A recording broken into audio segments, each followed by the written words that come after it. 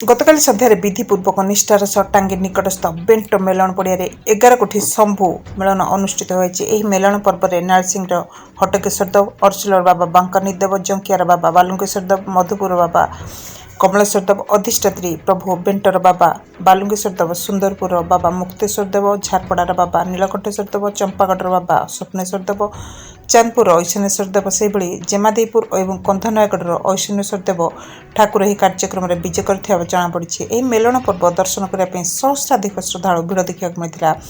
Banter Thakur बाबा बालुंकेश्वर देव समस्त निमंत्रित ठाकुर मान स्वागत करते। घंट घंटी विभिन्न वाद्य आतसबाजी मेलन पड़िया प्रकपित होता देखा मिलता। नरेन्द्र परिडा और पुत्र सुभाष चंद्र परिडा और पिंट ग्रामवासी प्रचेषार अनुष्ठित कार्यक्रम में नारायण महापात्र, बालकृष्ण मिश्र, प्रद्युन साथुआ, देवप्रसाद पट्टनायक प्रमुख मंच में ठाकुर संपर्क में उद्बोधन देते। प्रसाद सेवन व्यवस्था कर निराकारपुर बालुकेश्वर ओडिशा मोबाइल टीवी।